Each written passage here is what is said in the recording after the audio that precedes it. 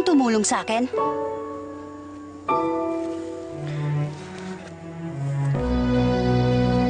Opo. Pasensya na po kayo. Medyo maraming putik po yung mukha ko kanina. Buong araw po kasi ako nagbungkal, nagtanim, nagpitas ng pinya. Tama po kayo, medyo mahirap po pala yung pagiging magsasaka. Pero masarap na po sa experience. Masarap sa simula. Pero kung sa araw-araw na ginawa ng Diyos yan ang gagawin mo, trabaho yun. Ngayon, alam mo na kung gaanong kahirap, kung ano na lang ang pagod ng mga nagsasaka. Sana naman maiparating mo sa lolo mo at sa magulang mo na ayusin naman nila ang pagtrato sa mga tauhan nila.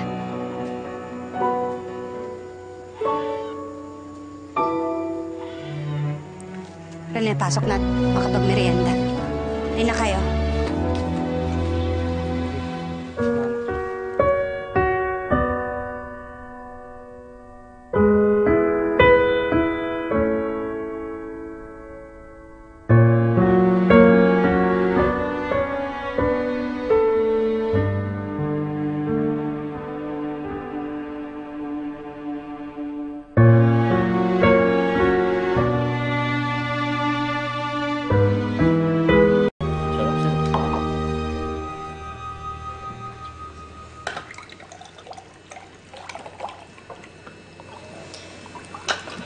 Prince, nakapanibago ka naman.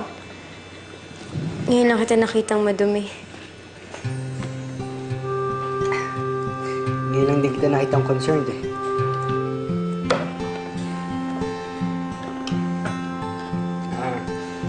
Tita, sarap po ng ano.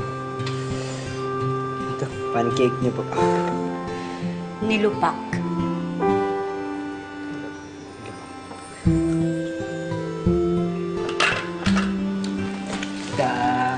Maraming salamat po. Una na po kami. Salamat. Salamat.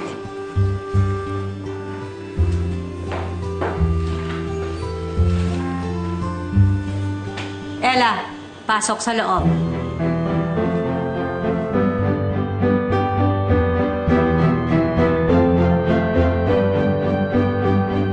Hey, farm boy! Ay, halika na. Alis na tayo. Ay, wait lang. Basin mo. Bro, hindi ka nakita ng lolo mo na hawak yung lagot ka. Relax. I'm savoring the moment, bro. Alam mo ko kasi, ligo mo na yan. Eto, hindi ko natatanggalin to kasi dahil dito, napansin ulit ako ni Tita Aurora. Tapos, pinakain niya pa nilupak. Nagkausap pa kami ni Ella. Parang yun lang. Halika na, tara na. Hoy, malaking bagay na yun, ha? Whatever. Konting push pa. Babati na kami ni Ella. Halika na, bro. Bulgar Norman. Secret lang natin yun, ha? Basta kayong senyorito. Bibigyan kita ng Bulgar ng pabango. Ba't ako walang ganun? Eh? Pag-araw mo kasama? Pumuti kayo sa sakyan natin.